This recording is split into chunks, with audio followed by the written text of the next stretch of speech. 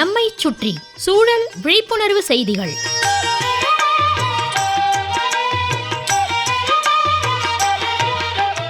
அன்புள்ள செந்தில்நாதன் ஐயா அவர்களுக்கு உங்கள் மாணிக்கம் எழுதும் மடல்.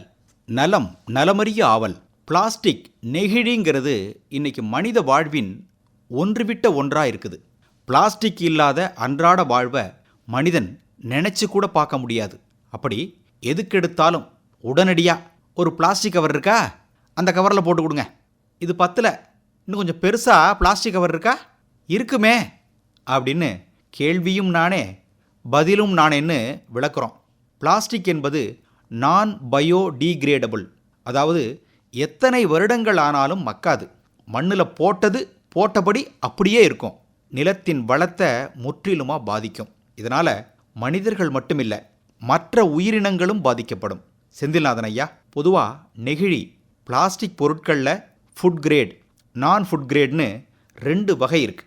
உணவுப் பொருட்களை சேமித்து வச்சிக்க ஃபுட் கிரேட் பிளாஸ்டிக்ஸ் டப்பாக்களை வாங்கிக்கலாம்.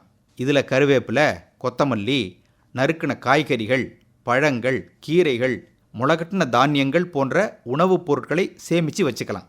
அதே சமயம் இது போன்ற டப்பாக்களை ரொம்ப அழுத்தி கீறல் வர்ற அளவுக்கு தேய்ச்சா அந்த டப்பா செய்யறதுக்காக உபயோகப்படுத்தப்பட்ட வேதிப்பொருட்கள் வெளியேறி உணவுப் பொருட்களோடு கலந்துடும்.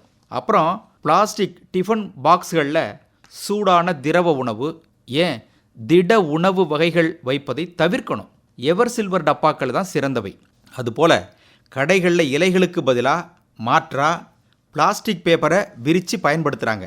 பிளாஸ்டிக்கோட சூடான உணவுப் பொருட்கள் கலக்கும்போது அதிலிருந்து வேதிப்பொருட்கள் வெளியேறி நமக்கு உடல் உபாதைகளை உண்டு பண்ணும். பிளாஸ்டிக் தண்ணி பாட்டில்களுக்கு பதில் ஸ்டெயின்லெஸ் ஸ்டீல் பாட்டில்களை பயன்படுத்தலாம். ஃபார்மால்டிஹைட், பிஸ்ஃபினால் போன்ற வேதிப்பொருட்கள் பிளாஸ்டிக்கில் இருக்குது. இவை புற்றுநோயை உண்டாக்கக்கூடியவை. காசு கொடுத்து வம்ப விலைக்கு வாங்குற மாதிரி இது.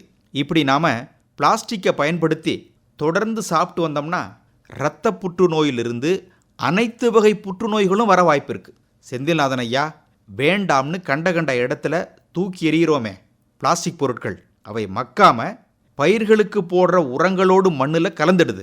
அந்த பயிரிலிருந்து கிடைக்கிற விளைபொருட்கள், காய்கறிகளை நாம் சாப்பிடும்போது உடல் நல பாதிப்புகள் ஏற்படுது. எவ்வளவு பாதிப்புகள் இந்த நெகிழி பிளாஸ்டிக்னால். என்ன செய்யலாம்? ஒன்று ஒதுக்கணும், இல்லை நாம் ஒதுங்கிக்கணும். என்ன செய்ய போறீங்க? இப்படிக்கு உங்கள் மடல் மாணிக்கம்.